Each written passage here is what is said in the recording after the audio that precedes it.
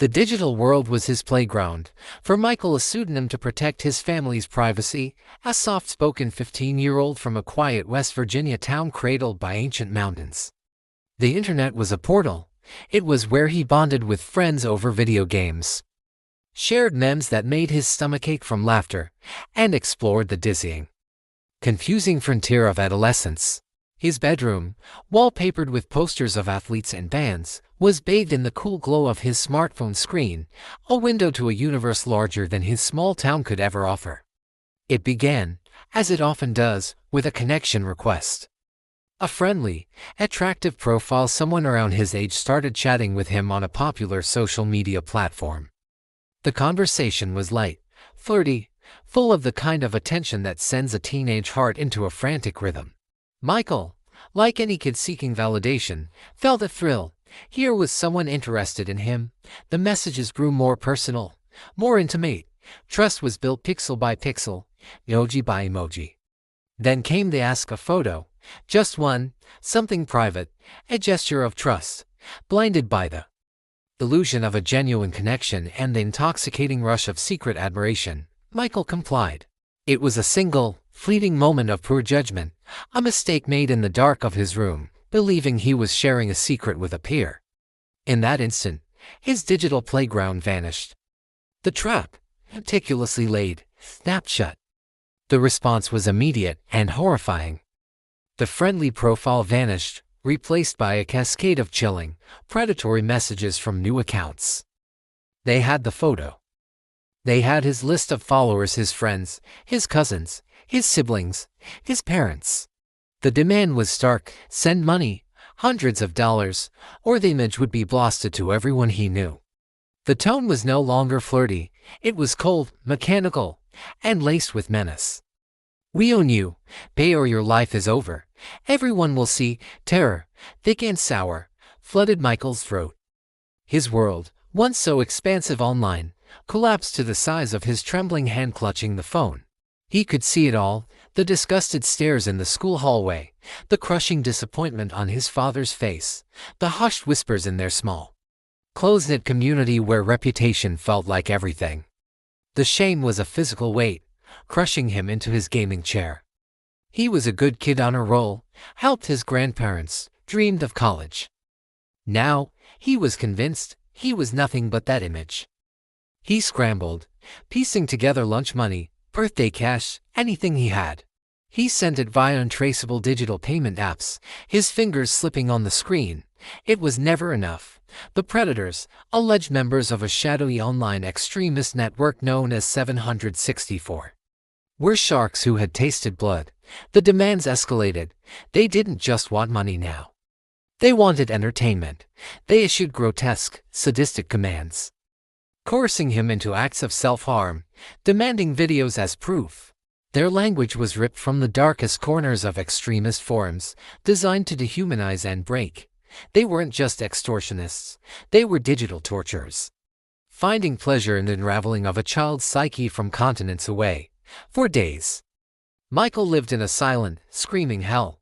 He carried his phone like a live grenade, jumping at every notification, his stomach churning. He withdrew at the dinner table, pushing his mother's mashed potatoes around his plate, muttering "I'm fine" when asked about his hollow eyes. The laughter in his home felt like it came from another planet. He saw his future college, a career, a family disintegrating, pixelating into ruin with every threat. He was utterly alone, convinced that confessing to his parents would only hasten the humiliation he was desperately trying to buy off. The perpetrators weaponized that very fear. Tell anyone, and we send it now. They operated with impunity, hiding behind fake IP addresses and encrypted platforms. Their cruelty limitless because they faced no physical reality, no consequence in the eyes of their victim. On a seemingly ordinary afternoon, the relentless pressure reached its catastrophic peak. The final, unbearable ultimatum arrived. The facade Michael had been clinging to, the normalcy of homework and chores, shattered completely. In the profound isolation of his terror, with the walls of his beloved bedroom feeling like the sides of a tomb, Michael saw no exit. The digital demons, whispering their threats from the ether. 1. The vibrant, kind-hearted boy from West Virginia, who loved hiking in the Appalachians and had a knack for making his little sister laugh, died by suicide, a permanent solution to a temporary, albeit monstrous, crime. The silence that followed in his home was louder than any explosion. His mother, finding him, experienced a shattering of reality that no parent can ever prepare for. The confusion was absolute. Why? He was happy. He was loved. They searched his room, his computer, and finally, with the help of police, his phone. The revelation was a second, unthinkable trauma. The chilling chat logs, the payments, the threats they laid bare a brutal, remote control murder. Michael wasn't just gone, he had been hunted in his own home, in the very space meant to be his sanctuary. His father's strong, calloused hands, used to fixing cars and building tree houses, shook as he held the printed transcripts, unable to comprehend the abstract evil that had stolen his son. His story, once quiet and private, became a searing national headline. It exposed not just a crime, but a systemic failure. The 764 network, a nexus of extremists and sadists, was exploiting the architecture of social media to target hundreds, perhaps thousands, of minors. Michael's case was heartbreakingly exceptional in its pattern, only in its tragic outcome. Now, in the hallowed halls of Congress, Michael's name is spoken. His photo, not the one used to blackmail him but the one from his 8th grade graduation, smiling, hopeful in a crisp button-down, is held up by legislators.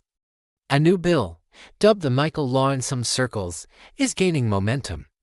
It seeks to explicitly criminalize the coercion of minors into self-harm, closing a legal loophole and giving federal prosecutors a sharper tool to go after these digital predators. It is a desperate, belated attempt to build a guardrail on the digital cliff. But for Michael's family, law comes too late. They are left with the echoes, the empty chair at the kitchen table, the silent phone, the agonizing what-ifs. Their story is a primal scream to every parent in America. The greatest threat to your child may not lurk in the streets but in the pocket of their jeans, in the friendly ping of a message from a stranger. It is a plea to see the online world not as a virtual abstraction, but as a very real landscape where real wolves prey, and where a single moment can be stolen, twisted, and used to extinguish a beautiful, shining light. Michael's tragedy is a dark mirror held up to our connected age, demanding we see the vulnerability behind every screen and fight with every tool we have to protect the children who navigate this brave and often brutally dangerous new world.